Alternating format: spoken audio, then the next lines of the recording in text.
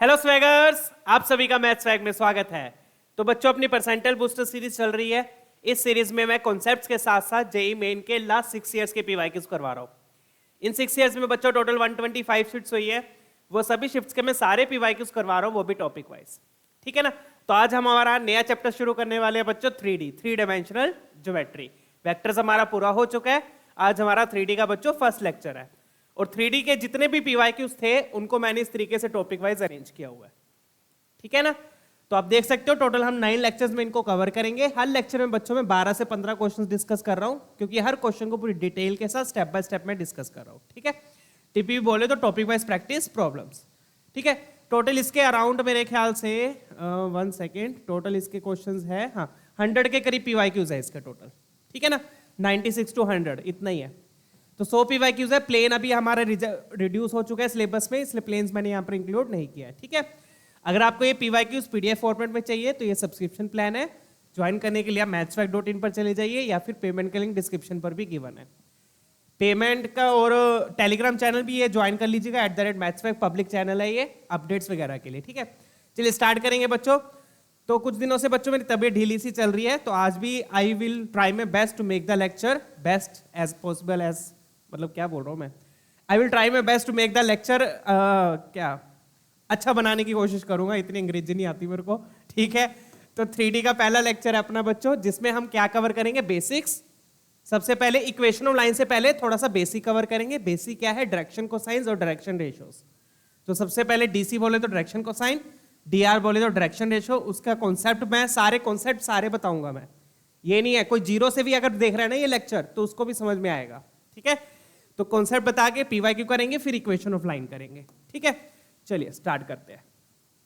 तो सबसे पहली चीज आती है बच्चों, डायरेक्शन कोसाइंस क्या होते हैं, डीसीज क्या होते हैं। डायरेक्शन कोसाइन बहुत ही सिंपल सा टॉपिक है कि आपके पास एक वेक्टर है, वो वेक्टर एक्स एक्सिस के साथ मान लो अल्फा बना रहा है, वाई एक्सिस के साथ बीटा बना रहा है, जेड एक्सिस के साथ गामा बना रहा है। 3D है, 3 एक्सिस होंगी, एक्स वाई जेड। और आपके पास एक वेक्टर है जो एक्स एक्सिस के साथ अल्फा एंगल बना रहा है, वाई एक्सिस के साथ बीटा, जेड एक्सिस के साथ गामा एंगल बना रहा है।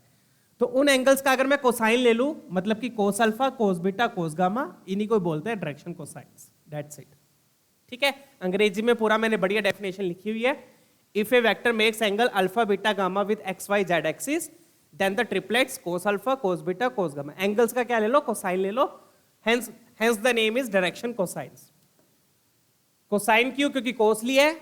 डायरेक्शन क्यों, क्योंकि एंगल क्या देगा आपको, डायरेक्शन ही तो बताएगा एंगल। ठीक है ना, डायरेक्शन कोसाइंस। ठीक है। चलिए इन डायरेक्शन कोसाइंस को बच्चों एल एम एन से भी रिप्रेजेंट कर देते हैं। तो कहने का मतलब क्या हुआ बच्चों, एल क्या हो गया आपका, कोस अल्फा, एम क्या हो गया, कोस बीटा, एन क्या हो गया, कोस गामा। जनरली यही रिप्रेजेंटेशन होती है।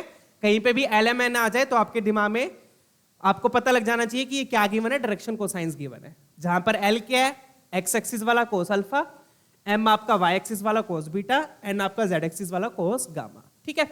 चलिए तो अब ये निकलते कैसे है, जैसे कि मान लो आपके पास कोई भी एक वेक्टर है, एक एग्जांपल लेके बताता हूं मैं। आपके पास एक वेक्टर है जिसके components a1 i cap, a2 j cap, a3 k cap. ऐसे आपके पास एक वेक्टर है। ठीक है। a1 i cap, a2 j cap, a3 k cap. ठीक है। अब इस वेक्टर का आपने x एक्सिस के साथ एंगल निकालना है। किसके साथ निकालना है, x एक्सिस के साथ। तो याद करो जब हमने वेक्टर्स पढ़ा था उसका डॉट प्रोडक्ट वाला लेक्चर बताया था मैंने, कभी भी जब एंगल की बात आ जाए तो आपके दिमाग में क्या आना चाहिए, डॉट प्रोडक्ट आना चाहिए। तो x एक्सिस साथ एंगल निकालना है, कहां गई x एक्सिस, तो x एक्सिस मतलब उसके पैरेलल कौन सा वेक्टर होता है, x एक्सिस के पैरेलल। x एक्सिस बोले तो i कैप। तो मतलब x एक्सिस साथ एंगल निकालना है, मतलब किसके साथ निकालना है, i कैप के साथ निकालना है। y एक्सिस के साथ एंगल निकालना है, मतलब किसके साथ निकालना है, j कैप के साथ। z एक्सिस के साथ निकालना है, मतलब किसके साथ निकालना है, k कैप के साथ। तो ये सारे क्या है, एक तरीके से x एक्सिस आपका i कैप है, y एक्सिस आपका j कैप है, z एक्सिस आपका k कैप है। तीनों के यूनिट वेक्टर्स है। तो अगर मुझे x एक्सिस साथ एंगल चाहिए, मतलब कोस अल्फा चाहिए, तो मैं क्या लिखूंगा बच्चों, कोस अल्फा क्या हो जाएगा, cos alpha will be, A vector का डॉट प्रोडक्ट किसके साथ लूंगा, i कैप के साथ, क्योंकि x एक्सिस बोले तो i कैप। i कैप क्या होता है, unit vector along x axis, j cap होता है unit vector along y axis, k cap होता है unit vector along z axis. Done है। नीचे क्या आता था, दोनों का मैग्नीट्यूड, दोनों का मैग्नीट्यूड, यही था फॉर्मूला, याद है ना। चलिए अब ए वेक्टर का डॉट आई कैप क्या हो जाएगा, आई कैप वाला आई कैप से मल्टीप्लाई हुआ A1, यहां पर तो जे कैप के कैप नहीं है तो वो तो 0 हो गए। नीचे क्या आया, मोड ए वेक्टर आई कैप का मोड क्या हो गया, वो तो 1 हो गया। तो ये आ गया आपका कोस अल्फा। कोस अल्फा क्या आ गया, A1 अपॉन मोड ए। क्या आ गया cos alpha, A1 upon mod A. Same तरीके से मैं कोस बीटा बोल सकता हूं। कोस बीटा क्या हो जाएगा और कोस गामा क्या हो जाएगा, कोस बीटा और कोस गामा क्या हो जाएंगे, फटाफट से बता दो।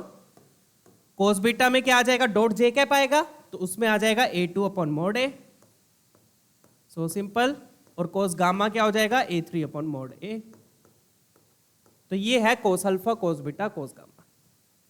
कोस अल्फा क्या होगा, एक्स कंपोनेंट अपॉन वेक्टर का magnitude, cos beta y component upon vector का magnitude, cos gamma z component upon vector का मैग्नीट्यूड। इस तरीके से बच्चों डायरेक्शन कोसाइंस निकलते हैं। ठीक है, अब अपन एक यूनिट वेक्टर भी पढ़ा था, ध्यान है, यूनिट वेक्टर ए कैप, ध्यान है किसी को। तो ए कैप क्या होता है बच्चों, यूनिट वेक्टर क्या होता है, वेक्टर को उसके मैग्नीट्यूड से डिवाइड कर दो। तो मतलब ये तीनों कंपोनेंट्स किससे डिवाइड होंगे, ए के मैग्नीट्यूड से, ए के मैग्नीट्यूड से। ये आपका यूनिट वेक्टर था। यूनिट वेक्टर क्या होता है, वेक्टर को उसके मैग्नीट्यूड से क्या कर दो, डिवाइड। ये आपका यूनिट वेक्टर था। डन। मैग्नीट्यूड से डिवाइड किया मतलब हर कंपोनेंट मैग्नीट्यूड से डिवाइड होगा। अब आप देखोगे ये क्या लिखा हुआ है, क्या लिखा हुआ है, ये कोस अल्फा। ये क्या लिखा हुआ है, कोस बीटा। ये क्या लिखा हुआ है, कोस गामा। तो मतलब कि मैं यूनिट वेक्टर को क्या लिख सकता हूं, क्लियर है ना, ये यूनिट वेक्टर ये है, इसकी जगह मैं क्या लिख सकता हूं, कोस alpha, cos beta, cos gamma. तो मतलब यूनिट वेक्टर मेरा क्या हो जाएगा, कोस अल्फा आई कैप, कोस बीटा जे कैप, कोस गामा के कैप।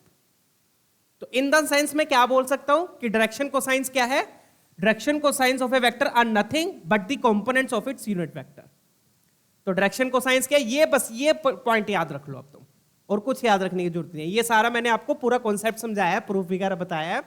मेन पॉइंट क्या ये है कि डायरेक्शन कोसाइंस क्या होते हैं किसी भी वेक्टर के, these are the components of the unit vector. देख लो यूनिट वेक्टर यही है, ये एल हो गया, ये एम हो गया, ये एन हो गया। डन। चले, तो ये मेन पॉइंट है बच्चों। तो मतलब कि अगर आपको किसी भी वेक्टर का डायरेक्शन कोसाइंस चाहिए तो आप क्या करो, उसका यूनिट वेक्टर निकाल लो, और यूनिट वेक्टर के कंपोनेंट से क्या होंगे, डायरेक्शन कोसाइंस होंगे। सिंपली बस इतनी बात याद रखो, कुछ झंझट में पढ़ने की जरूरत नहीं है। Cos alpha, cos beta, cos gamma, dot product निकाल के कोस अल्फा निकाला, कोस बीटा निकाला, कुछ झंझट में पढ़ने की जरूरत नहीं है।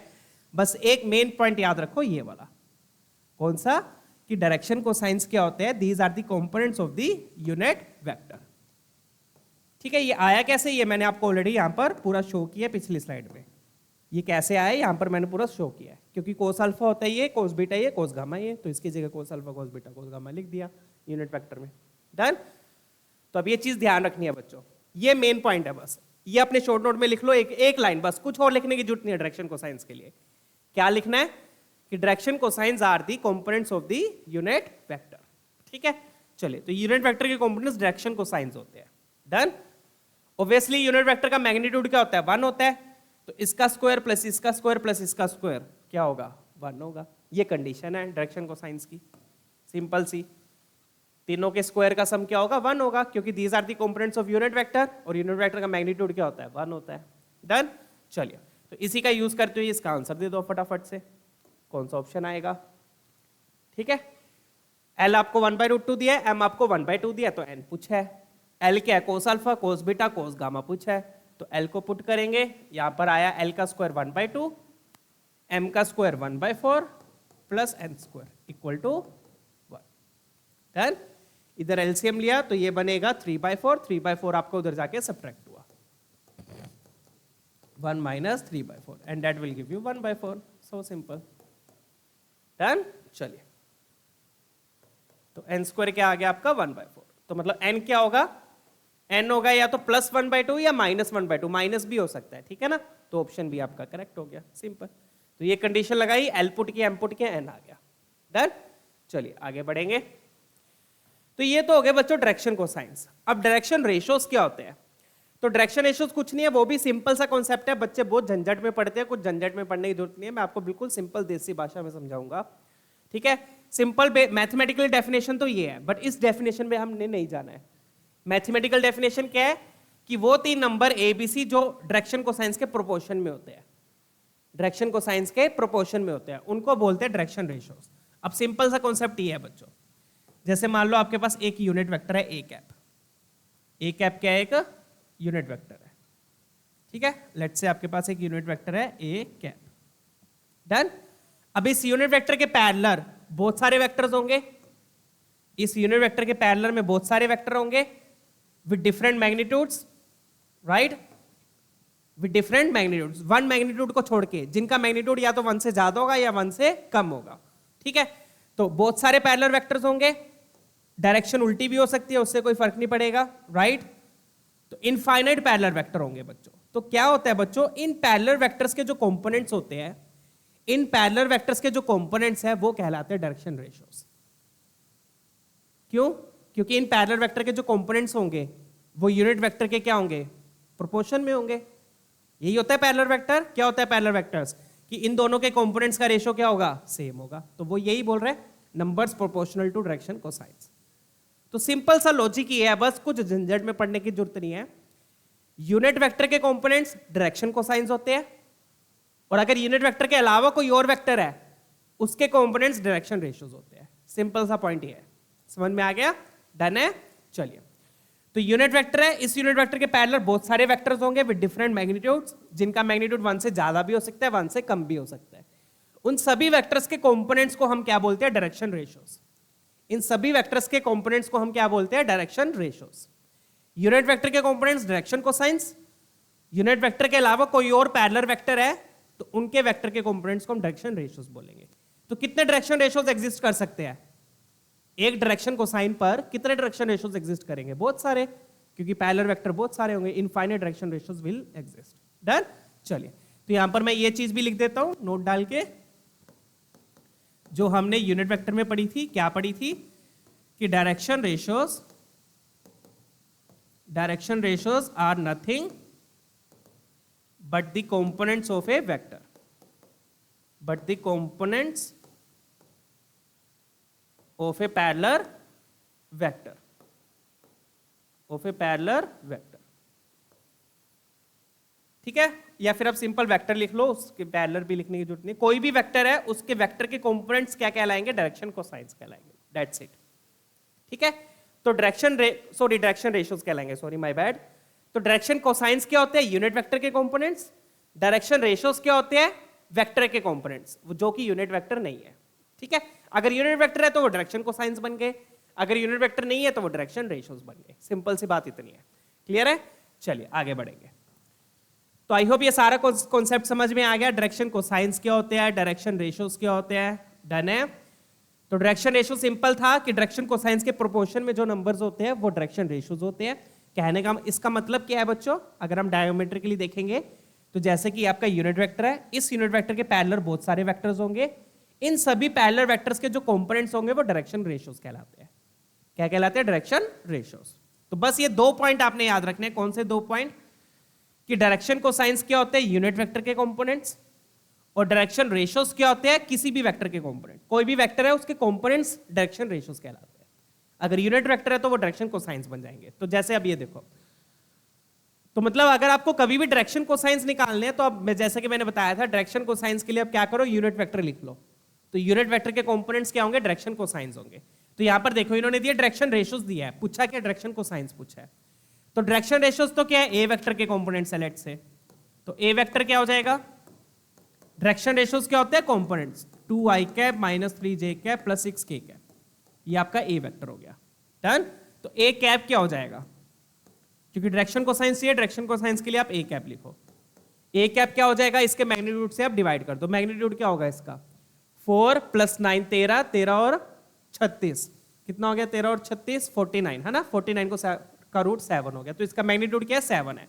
तो ए कैप क्या हो गया? 2/7 i cap minus 3/7 j cap plus 6/7 k cap, ये आपका यूनिट वेक्टर हो गया।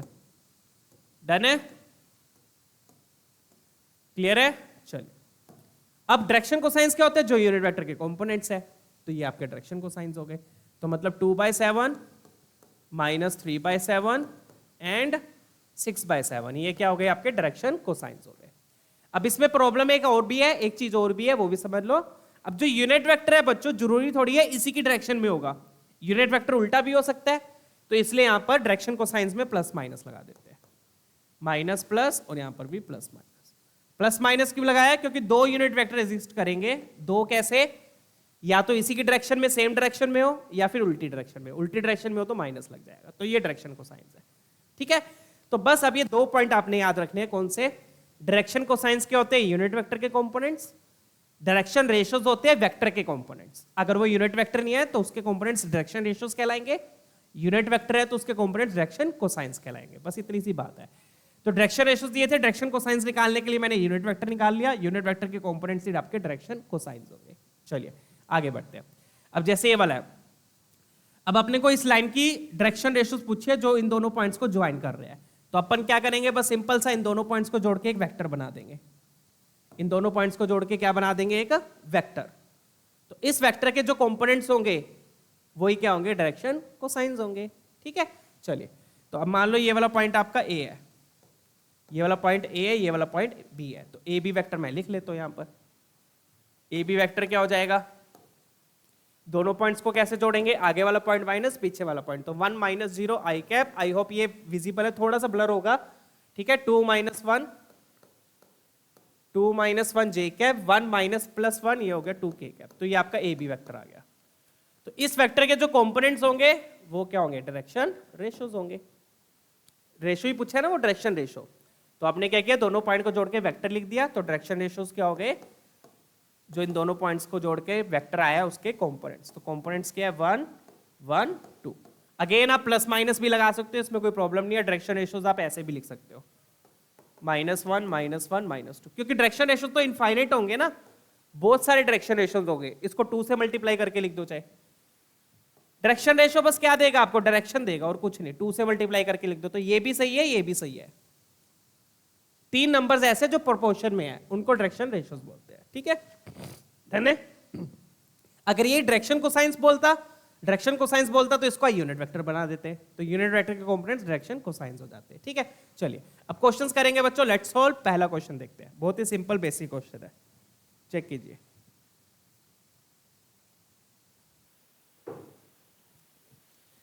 अब इसमें क्या दिया हुआ है बच्चों? एक यूनिट वेक्टर है जो आई कैप के साथ ये बना रहा है एंगल, जे कैप के साथ, के कैप के साथ थीटा बोला हुआ है। तो ये आपका कोस अल्फा हो गया, ये कोस बीटा, और ये कोस गामा हो गया एक तरीके से। तो ये डायरेक्शन कोसाइंस दी हुआ है आपको। ठीक है, तो ये एल हो गया, ये एम हो गया, और वो एन हो जाएगा। तो एल क्या अपने पास? एल क्या हो गया? Cos pi by 3, cos 60 degree. Cos 60 degree कितना हो गया आपका? √3 हाफ हो जाएगा कोस 60। तो एल की वैल्यू हो गई बच्चों हाफ हो गई। एम क्या दिया हुआ है अपने को? बहुत ही बेसिक क्वेश्चन है। एम क्या दिया हुआ है? कोस पाई बाय 4, जो कि 1/√2 है। और एन क्या दिया हुआ है अपने को? एन दिया हुआ है कोस थीटा, एन दिया हुआ है कोस थीटा। ठीक है, एल एम एन क्या हो गए? डायरेक्शन कोसाइंस, कोस alpha, cos beta, cos gamma. Alpha x axis के साथ एंगल मतलब आई कैप के साथ, बीटा वाई एक्सिस के साथ एंगल मतलब जे कैप के साथ, और गामा की जगह इन्होंने थीटा दे दिया। ठीक है, चलिए अब कंडीशन क्या होती है एल एम एन की? कि तीनों का स्क्वायर का सम, क्योंकि ये क्या है? किसके कंपोनेंट्स है? ये यूनिट वेक्टर के कंपोनेंट्स है। डायरेक्शन कोसाइंस क्या होते हैं? यूनिट वेक्टर के कंपोनेंट्स, और ऑब्वियसली दिया भी हुआ है, तो तीनों का स्क्वायर का सम करके इक्वल टू 1 कर देंगे। That's it, done. चलिए यहां से आपके पास कोस थीटा आ जाएगा। तो एल का square 1/4 plus 1/2 plus cos square theta is equal to 1, done.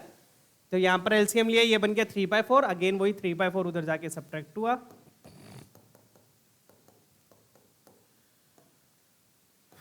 तो कोस स्क्वायर थीटा आ गया बच्चों 1/4, मतलब कोस थीटा हो जाएगा plus minus 1/2, plus minus 1/2, done. चलिए तो 1/2 कब होगा? अगेन 60 डिग्री पर। तो 60 डिग्री इन्होंने 0 से पाई तक दिया, तो दो एंगल पॉसिबल हो सकते हैं, एक तो फर्स्ट क्वाड्रेंट में, एक सेकंड क्वाड्रेंट में। ठीक है, तो या तो आपका ये होगा 60 डिग्री π/3, या फिर दूसरे एंगल में, दूसरे क्वाड्रेंट में क्या होगा? Pi minus π/3, and that will give you 2π/3। ठीक है, डन है। तो ऑप्शन डी आपका मैच हो जाएगा। अगला क्वेश्चन करेंगे। तो बहुत ही बेसिक सा क्वेश्चन था ये, 19 का है, सिंपल सा। डायरेक्शन कोसाइंस दिए हुए थे, डायरेक्शन कोसाइंस की प्रॉपर्टी लगा दी, तीनों के स्क्वायर का सम इक्वल टू 1, क्योंकि वो यूनिट वेक्टर के कंपोनेंट्स है। ठीक है, चलिए एक तो ये एंगल भी पॉसिबल हो सकता है, ये भी पॉसिबल है, तो π/3 तो नहीं है, 2π/3 अपन ने मार्क कर दिया, डन, क्योंकि दिया हुआ है 0 से पाई तक कुछ भी हो सकता है। चलिए अगला देखते हैं, ये वाला ट्राई करिए, बढ़िया क्वेश्चन है, ये काफी अच्छा क्वेश्चन है।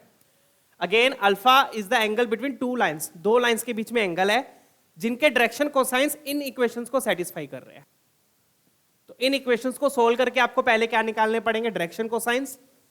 तो दो ग्रुप निकलेंगे डायरेक्शन कोसाइंस का, मतलब दो वेक्टर आएंगे, दोनों वेक्टर के बीच में आपको एंगल चाहिए। ठीक है, चलिए बताते हैं कैसे करेंगे।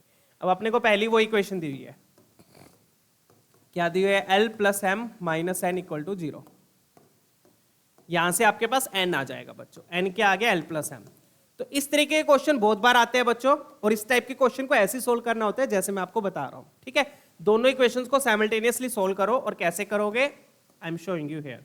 ठीक है, वहां से अपने पास n आ गया, L + m। अब इस n को उठा के वहां पे पटक दो। ठीक है, दूसरी इक्वेशन में ऑब्वियसली यही करोगे, तो L² + m² - n² = 0। n की वैल्यू यहां पर पुट कर देंगे, पुट करी तो क्या आ गया, L² + m² - L + m² = 0। इसको खोलेंगे, a + b का होल स्क्वायर लगेगा, ध्यान रखिएगा, तो ये बनेगा L² + m² - 2lm = 0। ये आ गया, डन। L² से L² कैंसिल, m² से m² कैंसिल, क्या बच गया, 2lm विद माइनस साइन, तो -2lm चाहे उधर ले जाओ, तो ये बचेगा, -2 उधर चला गया, lm क्या आ गया, 0 आ गया, lm क्या आ गया, 0। तो lm 0 है, तो इसका मतलब यहां से दो केसेस बनेंगे, अगेन वही दो केसेस बनेंगे। तो दो केसेस बन रहे हैं तो मतलब दो ग्रुप बनेंगे, और दो ग्रुप बन रहे हैं तो मतलब ऑब्वियसली दो वेक्टर आएंगे। दो वेक्टर किसके हैं, वो लाइन, दो लाइंस के, ये बोल रहे हैं ना वो angle between the lines, angle between the lines, तो दो ग्रुप बनेंगे। ठीक है, डन है, चलिए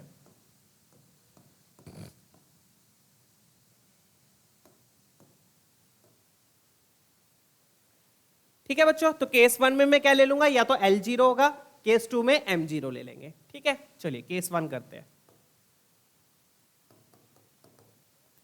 केस 1 में मैंने क्या लिया बच्चों, L0 ले लिया, L को 0 लिया। अब बच्चों L0 हो गया तो n किसके इक्वल हो गया, m के, n किसके इक्वल हो गया, m के। This implies n = m। Done है, क्लियर। L को 0 लिया तो n किसके इक्वल हो गया, m के इक्वल हो गया। अब डायरेक्शन कोसाइंस होते क्या है, डायरेक्शन कोसाइंस होते हैं LMN, राइट, यही होते हैं डायरेक्शन कोसाइंस, LMN, ये डायरेक्शन कोसाइंस हो गए, डन। तो L की जगह पे तो 0 आ गया, m की जगह पे n लिख लो, चाहे n की जगह पे m लिख लो, तो m की जगह पे n लिख लेता हूं मैं, डन है, क्लियर। चलिए चेक कीजिएगा, ये आ गया, डन।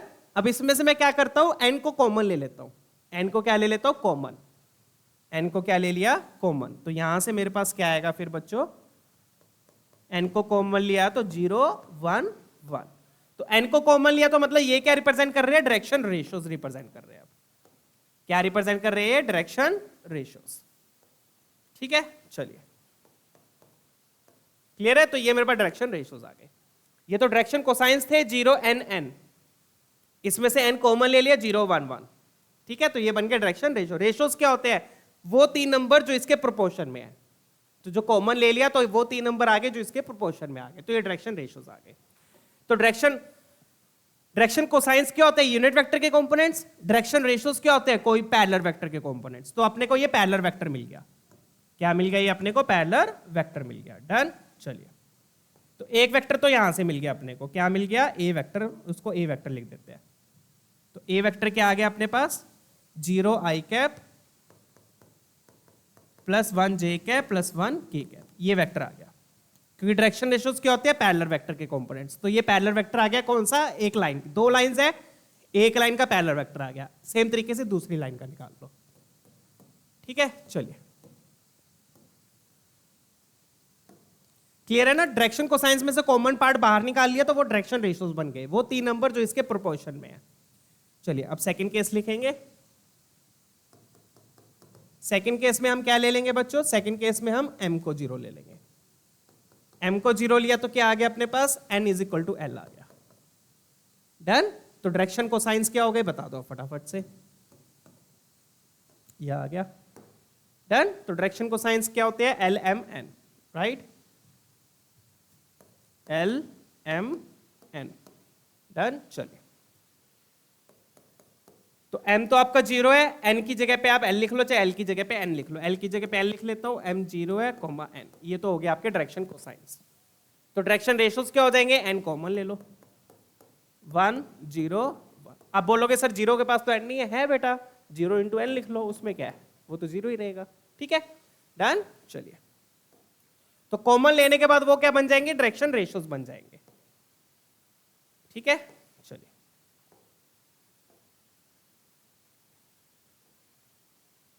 क्योंकि डायरेक्शन रेशियोज क्या होते हैं, वो 3 नंबर जो प्रोपोर्शन में है। तो डायरेक्शन कोसाइंस यूनिट वेक्टर के कंपोनेंट, डायरेक्शन रेशियोज उसी यूनिट वेक्टर के पैरेलल में जो वेक्टर है उसके कंपोनेंट्स। तो चाहे किसी के भी कंपोनेंट्स आ जाए, चाहे यूनिट वेक्टर के आ जाए, चाहे पैरेलल वेक्टर के आ जाए, हमें तो बस एंगल निकालना है, वो आ जाएगा। तो ये आ गया, तो ये दूसरा वेक्टर क्या हो जाएगा अपना, बी वेक्टर लिख लेता हूं। तो बी वेक्टर क्या हो गया मेरे पास, आई कैप प्लस 0 जे कैप प्लस 1 के कैप, ये मेरा बी वेक्टर हो गया। चेक कीजिएगा।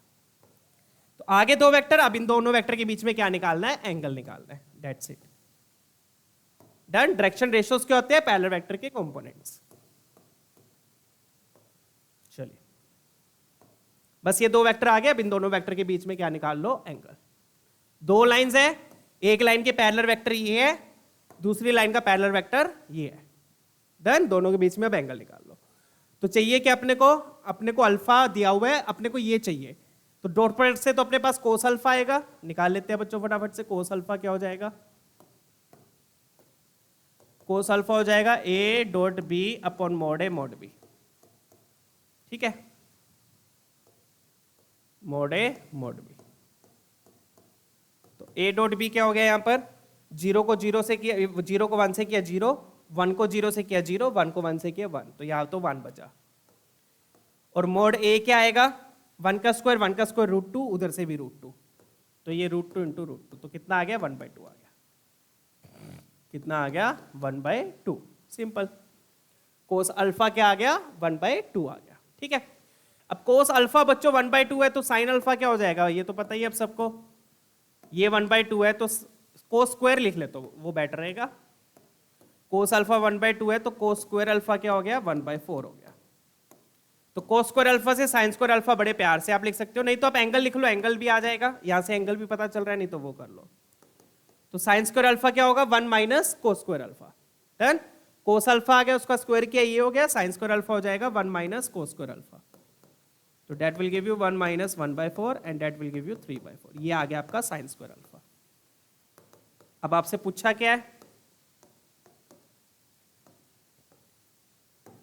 आपसे पूछा है बच्चों कोस की पावर 4 अल्फा प्लस साइन की पावर 4 अल्फा। पावर 4 है तो मतलब पावर 2 की पावर 2, तो इसका भी स्क्वायर करना है, तो 1/4 का स्क्वायर प्लस 3/4 का स्क्वायर, तो क्या बन गया ये 1 प्लस 3 3 जा 9, और दोनों के नीचे क्या आ गया, 16 आ गया। तो क्या बन गया ये अपना 10/16, आपका आंसर हो गया। ठीक है, 10/16 को हम 5/8 भी लिख सकते हैं। ठीक है, ऑप्शन देख लेते हैं कौन सा मैच कर रहा है। तो इस तरीके से ये वाले क्वेश्चन सोल्व करने हैं बच्चों। एलिमेंट निकाल लो, उससे डायरेक्शन रेशियोज मिल जाएंगी, डायरेक्शन रेशियो से आपके पास वेक्टर आ जाएगा। That's it. ठीक है, 5/8 विल बी योर आंसर। कौन सा ऑप्शन मैच करेगा, ऑप्शन बी मैच कर रहा है। ठीक है, आगे बढ़ेंगे। ठीक है, 21 का क्वेश्चन है बच्चों, ये क्लियर है ना कैसे सोल्व करने हैं। डन। चलिए आगे बढ़ते हैं। प्रॉपर वे में पूरा अच्छे से मैंने लिख के दिखाया आप लोगों को, बढ़िया प्रेजेंटेशन के साथ।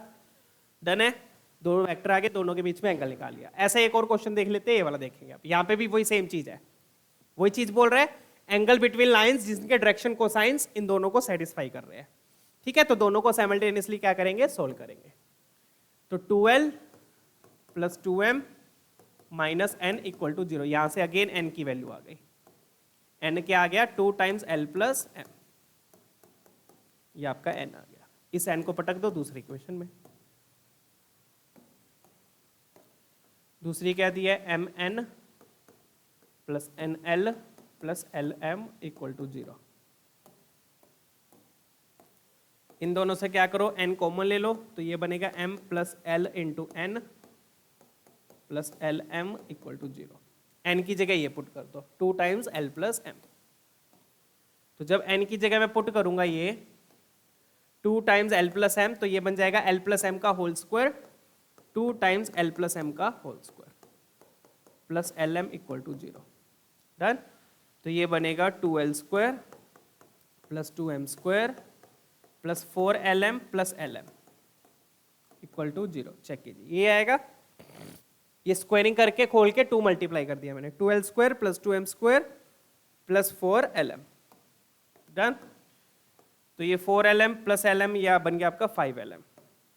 तो यहां से आ गया बच्चों 2l square plus 5lm plus 2m square equal to 0। ये इक्वेशन आ गई। अब इसको कैसे सोल्व करेंगे, again splitting the middle term. अब इसमें मिडिल टर्म किसको लेंगे, lm को लेंगे। ठीक है, एक तरफ l स्क्वायर एक तरफ n square, lm middle term होगी, उसको स्प्लिट करो। कैसे करोगे, सिंपल है, यहाँ पे 2 यहाँ पे 2 मतलब 4, 5 को क्या लिख दोगे 4 प्लस 1, दैट्स इट। ठीक है, तो 5 को लिख दिया 4lm प्लस lm। इससे क्या होगा, इससे आपके पास l और m के बीच में रिलेशन आ जाएगा। l और m के बीच में आ गया तो n के बीच में भी आ जाएगा, क्योंकि ऊपर n किसके इक्वल है, 2 टाइम्स l प्लस m के इक्वल है। तो यहां से अपने पास आ गया 2l l प्लस 2m, और दूसरा फैक्टर क्या बनेगा 2l प्लस m। चेक कीजिए, ये बनेगा, ये आ गया। तो अगेन यहां से वही 2 केसेस। कौन से 2 केसेस, या तो l माइनस 2m के इक्वल होगा या फिर m माइनस 2l के इक्वल होगा। ठीक है, डन है। पिछले क्वेश्चन की तरह, पिछले क्वेश्चन में इजी बन रहे थे केस, ठीक है, उसमें तो 1 0 हो गया था, ये आ गया था।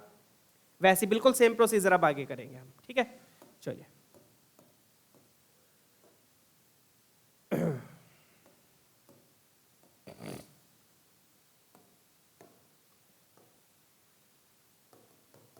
तो केस 1 में मैं क्या लिखूंगा बच्चों, या तो ये 0 होगा, ये 0 हो गया, मतलब l is equal to minus 2m हो गया, l is equal to minus 2m हो गया। अब n निकालना है, तो n में अब क्या करो, l को माइनस 2m पुट कर दो।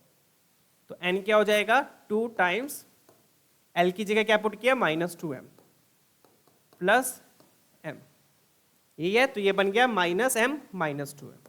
तो ये आपका n आ गया। डन, क्लियर है। चलिए, तो ये l हो गया और ये n हो गया। तो डायरेक्शन कोसाइंस क्या होते हैं, lmn lmn, ये आपके डायरेक्शन कोसाइंस है। ये किसकी इक्विवेलेंट हो गए, l की जगह क्या लिख दूंगा मैं, माइनस 2m, m की जगह पे m, n की जगह पे भी माइनस 2m। बेसिकली मैं कर क्या रहा हूं, तीनों को मैंने m की फॉर्म में लिख लिया। ठीक है ना, माइनस 2m m और ये भी माइनस 2m ही आएगा ना, चेक कर लीजिएगा। डन। चलिए, अब फिर क्या करो, अगेन इन तीनों में से m को कॉमन ले लो। m को कॉमन ले लोगे तो वो क्या बन जाएंगे, डायरेक्शन रेशियोज। डायरेक्शन कोसाइंस क्या होते हैं, यूनिट वेक्टर के कंपोनेंट्स। डायरेक्शन रेशियोज क्या होते हैं, उसी यूनिट वेक्टर के पैरेलल में जो वेक्टर है उसके कंपोनेंट्स। ठीक है, चलिए, तो यहां से मुझे डायरेक्शन रेशियोज मिल जाएंगे। कैसे मिलेंगे, m आप कॉमन ले लो, m कॉमन लिया तो क्या बन गया बच्चों, ये -2 1 -2। ये डायरेक्शन रेशियोज हो गए। और डायरेक्शन रेशियोज क्या है, पैरेलल वेक्टर के कंपोनेंट्स। तो यहां से मेरे पास एक वेक्टर आ गया, एक पैरेलल वेक्टर आ गया। क्या आ गया, ए वेक्टर। ए वेक्टर आ गया मेरे पास बच्चों -2i cap plus j cap -2k cap, ये आ गया। डन। सेम तरीके से फटाफट से दूसरा वेक्टर निकाल लो और फिर दोनों के बीच में एंगल आ जाएगा, सिंपल। डन। चलिए फटाफट से कर देते हैं। अब केस 2 लिखेंगे।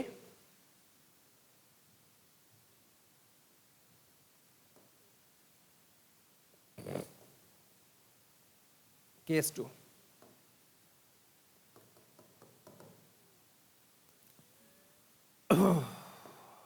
केस 2 में देखो क्या आएगा, यहां से m माइनस 2l के इक्वल आ जाएगा। m किसके इक्वल आ गया, -2l के, दूसरे केस से। ठीक है, तो वहां पे पुट कर दो, फिर n क्या हो जाएगा, this implies n will be equal to 2 times l, m की जगह पे -2l पुट किया, तो ये भी -2l है, वही सेम चीज बन रही है और कुछ नहीं है। ठीक है, तो ये आपका m हो गया और ये आपका n हो गया। तो डायरेक्शन कोसाइंस क्या हो जाएंगे, lm n।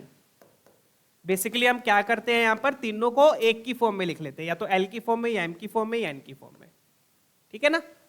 तो तीनों अब किसकी फॉर्म में आ गए, l की फॉर्म में आ गए। l को इसलिए l रहने देंगे, m को क्या लिख देंगे -2l, और n को भी लिख देंगे -2l, और फिर l क्या ले लेंगे कॉमन, उससे आपके डायरेक्शन रेशियोज आ जाएंगे।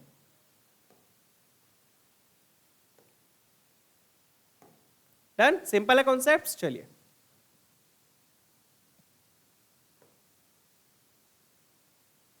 तो डायरेक्शन रेशियोज क्या हो गया अपने पास,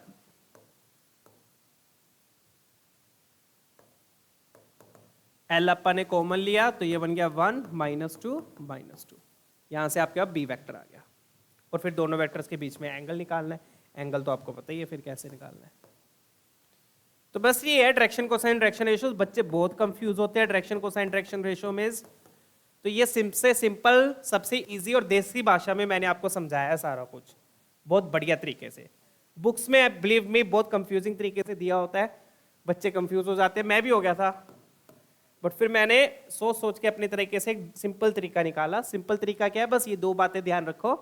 डायरेक्शन कोसाइंस क्या होते हैं, यूनिट वेक्टर के कंपोनेंट्स, और डायरेक्शन रेशियोज क्या होते हैं, यूनिट वेक्टर के पैरेलल में जो वेक्टर्स है उनके कंपोनेंट्स। बस खत्म बात।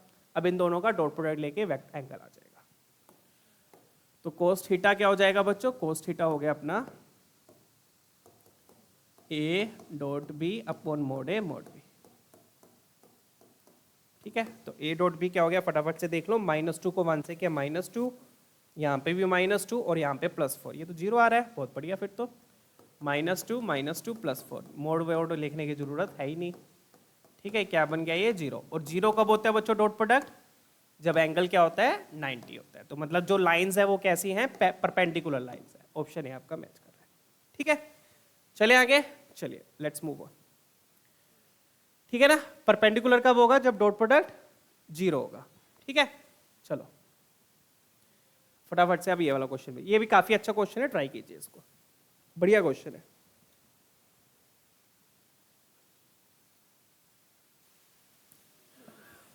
चलिए अब इसको भी सोल्व कर लेते हैं बच्चों, वही पिछले क्वेश्चंस की तरह। वहां से n आ जाएगा। बस इस क्वेश्चन में अब एक डिफरेंस क्या है, इन्होंने दूसरी इक्वेशन में एक और अननोन डाल दिया, डेट इज c। देख रहे हो वहां पे c दिया हुआ है, ठीक है। बस ये डिफरेंस है यहाँ पर। तो इसको सोल्व कैसे करेंगे, बढ़िया तरीके से ये सोल्व होगा। n उधर जाएगा, l प्लस m, ये आपका n आ गया, ठीक है। अब इसको मैं इधर ही सोल्व करता हूँ, दूसरी इक्वेशन को लेफ्ट साइड पे, राइट साइड पे, ठीक है। तो दूसरी इक्वेशन अपने को क्या दिया बच्चों, दूसरी दी अपने को 3l² plus m² plus cnl equal to 0, ये दी हुई है, ठीक है। किसको पुट करना है मैंने, n को पुट करना है ना। तो ये बन गया c times l plus m into l equal to 0, ये दिया हुआ है, डन है। चलिए तो अब सोल्व करेंगे तो क्या आएगा बच्चों, यहां से देखो 3l² plus m² plus c, यहां पर बन गया ये l² प्लस lm, ठीक है।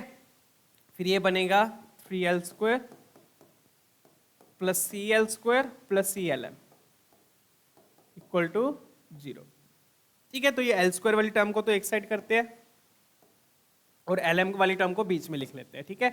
तो ये बन गया 3 minus c l² plus clm plus m²। तो अब यहाँ पे c तो गिवन ही है, तो अब स्प्लिटिंग द मिडिल टर्म तो कर नहीं पाओगे, या हो जाएगी स्प्लिटिंग द मिडिल टर्म, नहीं हो पाएगी, ठीक है ना।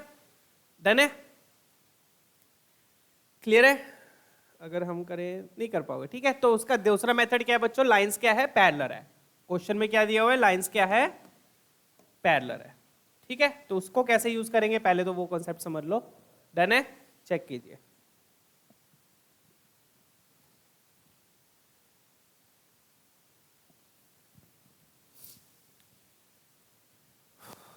ठीक है, चलिए अब यहाँ पे बच्चों देखो क्या करेंगे, लाइंस क्या दी हुई है, यहाँ पर पैरेलल है।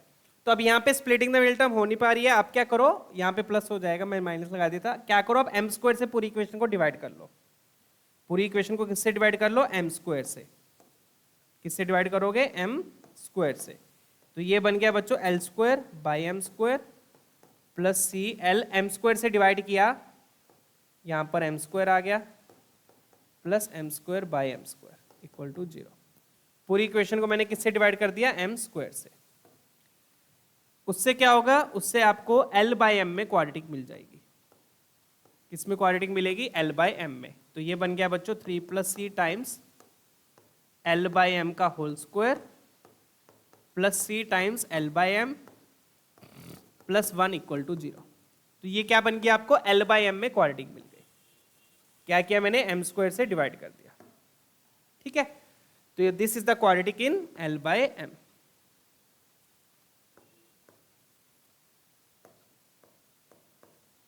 L by M. ठीक है बच्चों, चलिए। तो अगर मैं एल बाई एम को एक्स ले लेता हूं, यहां पर आपको कंफर्ट के लिए समझाने के लिए कर रहा हूं मैं ये। यहां पर क्या किया मैंने, एल बाई एम को क्या ले लिया, एल बाई एम को एक्स ले लिया। तो मेरे पास क्या आया, let L by M equal to X. L by M को क्या ले लो आप, एक्स ले लो। ये समझाने के लिए कर रहा हूं, देख लीजिएगा प्रॉपर तरीके से। पहले अपने पास ये क्वाड्रेटिक आ गई थी, एम स्क्वायर से डिवाइड किया ताकि एल बाई एम में पूरी क्वाड्रेटिक बन जाए। एल बाई एम को एक्स ले लो, तो क्या बन गया अपने पास ये 3 plus C X square plus C X plus M 1 equal to 0। तो ये क्वाड्रेटिक बनी है। इस क्वाड्रेटिक के रूट्स मान लो x1 x2 है। इस क्वाड्रेटिक के रूट्स क्या है, x1 x2 है। क्या है रूट्स इसके, x1 x2। ठीक है, अब ध्यान से कॉन्सेप्ट समझिएगा जो मैं यहां पर समझाना चाह रहा हूं। ठीक है, चलिए। अब क्वेश्चन क्या बोल रहा है, क्वेश्चन ये बोल रहा है कि लाइंस पैरेलल है बच्चों। तो लाइंस पैरेलल है तो कहने का मतलब क्या है, उनके कंपोनेंट्स का रेशियो भी सेम होगा। और या फिर आप सीधा बोल दो, वैसे लाइंस पैरेलल है तो डायरेक्शन कोसाइंस भी क्या होंगे, डायरेक्शन कोसाइंस क्या होंगे, दोनों के सेम होंगे। एलएमएन क्या है, डायरेक्शन कोसाइंस ही तो है। एलएमएन क्या है, डायरेक्शन कोसाइंस है। तो अगर लाइंस अगर बच्चों पैरेलल है तो डायरेक्शन कोसाइन सेम है।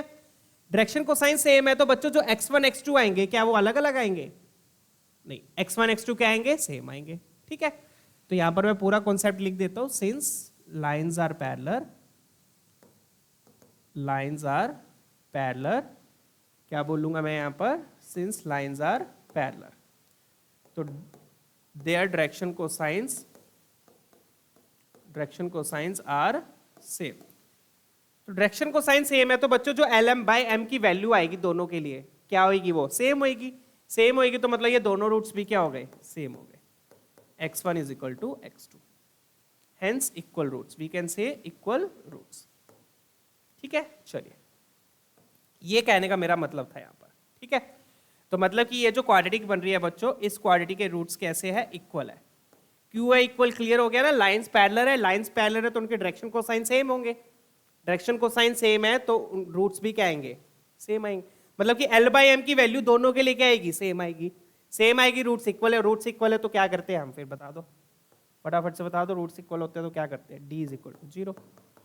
तो डी इक्वल टू 0 किया, बी स्क्वायर माइनस 4ac। तो बी की जगह पे सी आ गया, बी स्क्वायर माइनस 4, ए की जगह पे 3 प्लस सी आ गया, सी की जगह पे 1 आ गया, इक्वल टू 0। खत्म क्वेश्चन। तो ये बन गया -4c माइनस 12 इक्वल टू 0। तो c -4 c -3 आ गया। c -4 -3 नहीं, ये आएगा 6 2 जा बनेगा ना, तो यहां पर बनेगा -6 c -6 6c + 2 ये बनेगा, चेक कीजिएगा, ये फैक्टर्स बनेंगे। ठीक है, ये बनेंगे।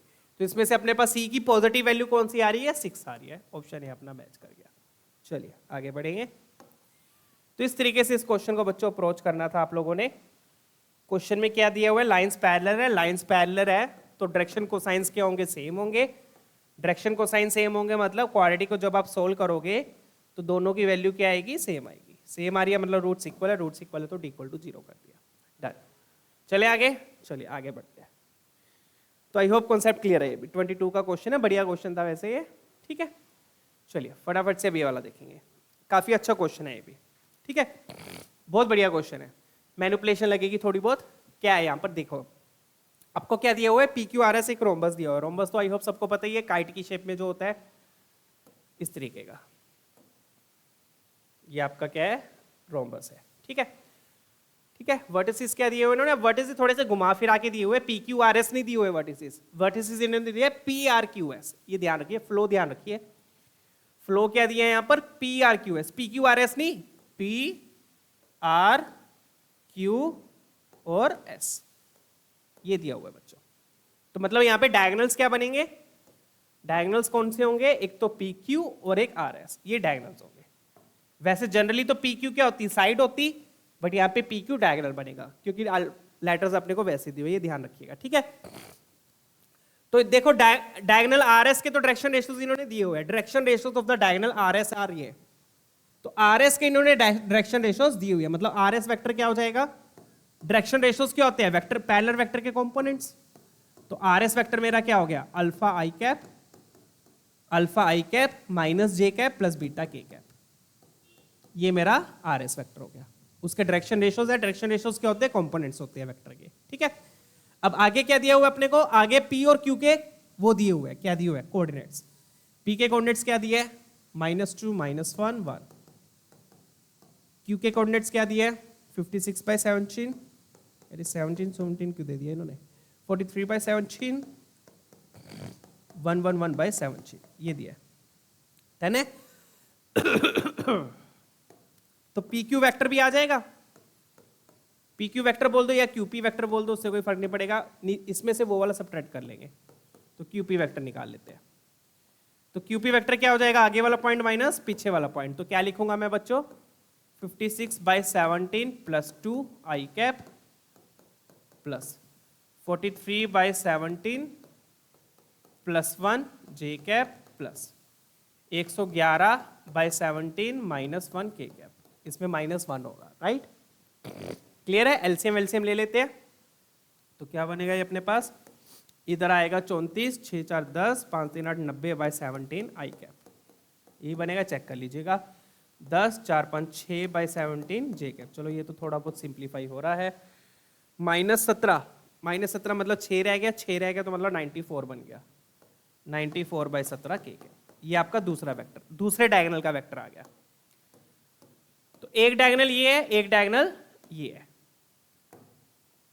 क्लियर है, सिंपल। डायरेक्शन रेशियोज का मतलब क्या है, यहां पर डायरेक्शन रेशियोज वर्ड यूज कर दिया, इसलिए ये क्वेश्चन मैंने डायरेक्शन रेशियोज में डाला है। ठीक है, डायरेक्शन रेशियोज का मतलब उस वेक्टर के कंपोनेंट्स। ठीक है, चलिए अब आपको रोम्बस में पता होगा डायगोनल्स क्या होते हैं, काइट शेप में डायगोनल्स क्या होते हैं, परपेंडिकुलर होते हैं।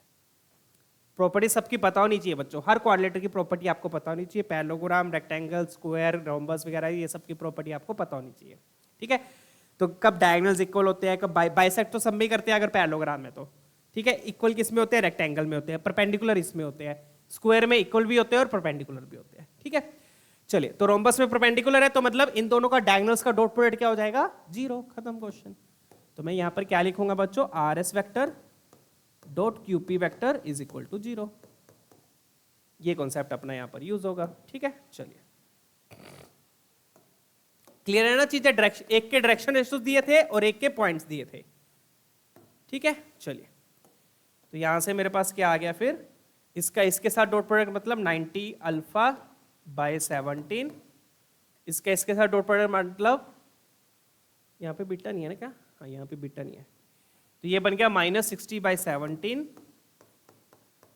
प्लस 94/17 बीटा, ये किसके इक्वल होगा बच्चों, this will be equal to 0 के इक्वल होगा। 17 तो एलसीएम लेके चलो, 17 तो अपना खत्म हो गया, बहुत बढ़िया। अपने पास क्या बचा फिर, 90α plus 94 beta is equal to 60, ये बचा, चेक कीजिएगा, ये बचा। अब यहां से इस इक्वेशन को कैसे मैनिपुलेट करना है वो मैं आपको बताता हूं, कैसे करेंगे, बहुत बढ़िया क्वेश्चन है ये। अब यहां से अपने को अल्फा बीटा चाहिए, और अल्फा बीटा इक्वेशन एक है, ऑब्वियसली दो अननोन दो है, तो मैनिपुलेशन करनी पड़ेगी। यहाँ पे अल्फा बीटा क्या है, integers of minimum absolute value. ठीक है, चलिए कैसे करेंगे, यहां पर मैं आपको शो कर देता हूं फटाफट से। तो क्या करोगे आपने, 9 या तो 90 अल्फा, हाँ 90 अल्फा उधर ले जाते हैं, that would be better, 94 beta इधर रखो, तो 94 बीट मैनिपुलेशन कैसे करेंगे वो मैं आपको बता रहा हूं। 94 बीटा इधर रखा, 90 अल्फा को उधर ले गया, 60 माइनस 90 अल्फा। ठीक है, डन। चलिए अब उसमें से कॉमन क्या आ रहा है, इसमें से कॉमन क्या आएगा, 30 कॉमन आएगा, है ना, 32 माइनस 3 अल्फा, यही बचेगा, चेक कीजिएगा। डन है, चलिए, तो 94 बीटा। तो अब आप क्या करो, ये कुछ कैंसिल होएगा, 9 10 13 है ये तो, है ना, तो 30 आप इधर ले आओ और 94 को आप उधर ले जाओ, 94 को उधर ले गए, ठीक है, डन है, चेक कीजिएगा। क्लियर? ऐसा क्यों किया मैंने, अब मैं आपको बताता हूं। 30 उधर ले गया, 94 उधर ले गया। अल्फा बीटा क्या इंटीजर्स ही है, अल्फा बीटा क्या इंटीजर्स है। अब कैंसिलिंग कहीं पे भी कुछ भी नहीं हो रही, कहीं कैंसिलिंग हो रही है, नहीं हो रही, तो मतलब इंटीजर्स है, तो इधर भी इंटीजर आना चाहिए, इधर भी इंटीजर आना चाहिए, मतलब ये बीटा थीटा से 30 से कैंसिल होना चाहिए। तो मिनिमम वैल्यू क्या आएगी बीटा की 30 से कैंसिल करने के लिए, 30 आएगी। तो यहां से बीटा मुझे क्या मिल गया, 30। यहां से अल्फा कैसे निकालोगे, या तो 2 माइनस 3 अल्फा 94 के इक्वल होगा। तो ये इस तरीके से मैनिपुलेशन करनी है, आई होप क्लैरिटी आ गई होगी। तो यहां से मिनिमम वैल्यू क्या आ गई बीटा की 30, ठीक है। और यहां से मतलब कि दोनों तरफ 1 1 बना दो, दोनों तरफ क्या बना दो 1 1 मिनिमम के लिए, 1 1 या फिर -1 वटएवर, ठीक है। तो यहां से बीटा 30 भी हो सकता है, -30 भी हो सकता है। तो अगर 30 लूंगा तो 2 माइनस 3 अल्फा 94 होना चाहिए, क्योंकि दोनों तरफ 1 1 बना रहा हूं, इधर 1 है तो इधर भी 1 होना चाहिए, ठीक है। डन है, चेक कीजिए, 2 उधर गया तो अपने यहां से अल्फा आ जाएगा।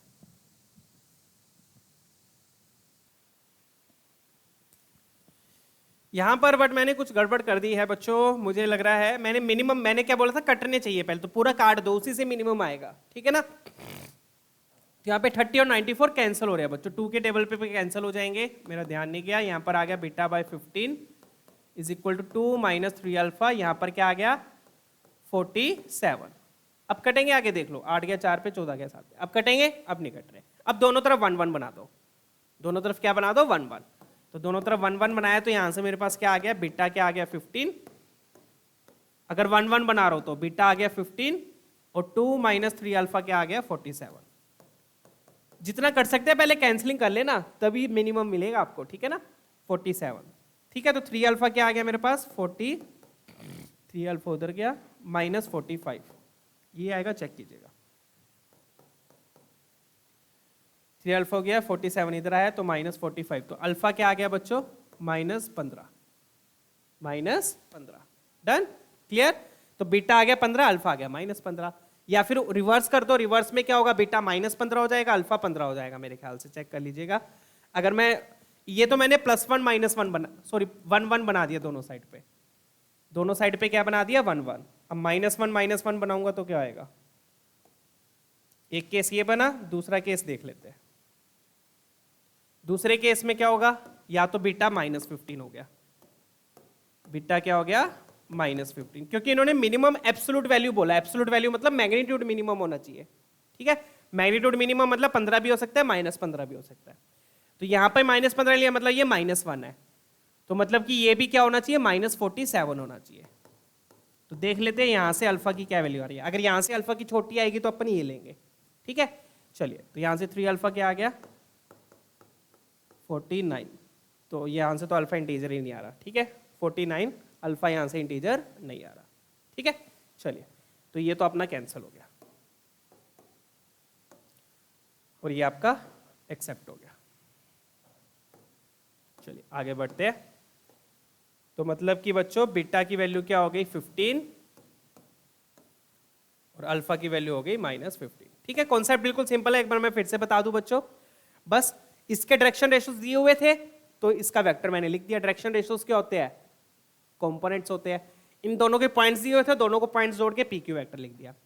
अब रोम्बस में क्या होता है, डायगोनल्स परपेंडिकुलर होते हैं, तो डॉट प्रोडक्ट 0 कर दिया, 0 कर दिया तो मेरे पास ये इक्वेशन आ गई अल्फा बीटा में।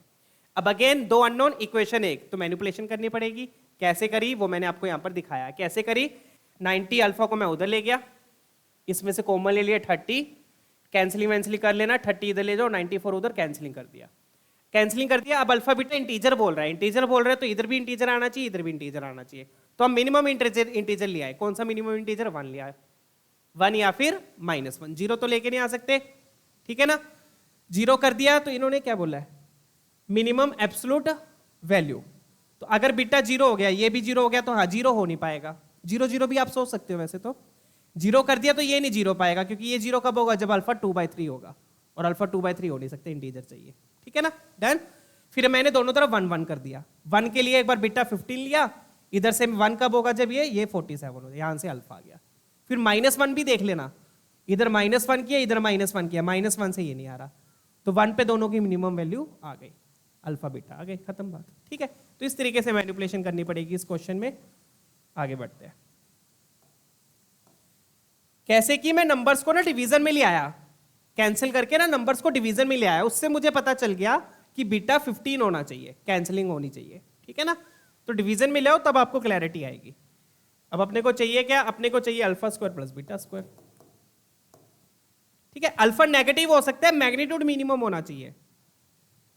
तो अल्फा स्क्वायर क्या हो गया, -15 का स्क्वायर, अगेन 225 प्लस 225।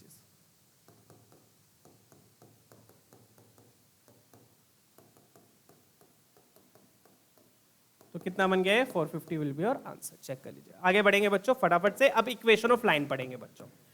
तो यहां पर अपने डायरेक्शन रेशियोज और डायरेक्शन कोसाइंस के क्वेश्चंस देखे हैं, अब हम पढ़ेंगे इक्वेशन ऑफ लाइन। ठीक है, डन है, चेक कर लीजिए क्वेश्चन।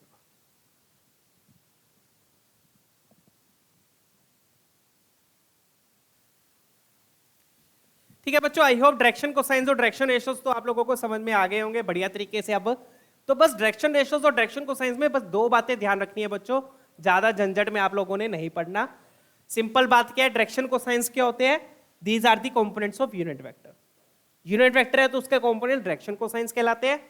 और डायरेक्शन रेशियोज क्या होते हैं, these are the components of the parallel vector. जो यूनिट वेक्टर के पैरेलल में वेक्टर्स है, उन सभी वेक्टर्स के कंपोनेंट डायरेक्शन रेशियोज कहलाते हैं। तो मतलब कि अगर आपको डायरेक्शन कोसाइंस चाहिए तो पहले आप यूनिट वेक्टर में कन्वर्ट करके उसके कंपोनेंट्स क्या हो जाएंगे, डायरेक्शन कोसाइंस हो जाएंगे। ठीक है, तो बच्चों आज के लिए इतना ही करते हैं। इक्वेशन ऑफ लाइन हम सेकंड लेक्चर में कर लेंगे, अगले लेक्चर में। ठीक है, डन है। चलिए आज के लिए इतना ही। ये इक्वेशन ऑफ लाइन है, ये हम नेक्स्ट लेक्चर में कर लेंगे। चलिए, तो direction ratio, direction cosines I hope cover हो गया होगा आप लोगों का। फिर मिलेंगे बच्चों अगले सेशन में। यहां पर अपन ने क्या कवर कर लिया है, direction cosines and direction ratios. Let me right, direction cosines and direction ratios. ठीक है, अगले सेशन में हम पढ़ लेंगे इक्वेशन ऑफ लाइन, जो कि बहुत इंपॉर्टेंट है। पूरे 3D में बस यही यूज होगा। अगर आपको लाइन की इक्वेशन नहीं आती तो आप 3D का कोई भी क्वेश्चन सोल्व नहीं कर पाओगे, अगर आप लाइन की इक्वेशन रीड ही नहीं कर सकते हो तो अगला सेशन बहुत इंपॉर्टेंट है बच्चों। पूरे कॉन्सेप्ट से मैं समझाऊंगा इक्वेशन कैसे आती है, दोनों फॉर्म्स में करवाऊंगा, कार्टेशियन भी और वेक्टर भी, बड़े बढ़िया तरीके से। पहले कॉन्सेप्ट कराऊंगा, फिर क्वेश्चंस कराऊंगा। ठीक है, फिर मिलते हैं बच्चों अगले सेशन में। तब तक अपना ख्याल रखिए, bye bye, take care, see you all.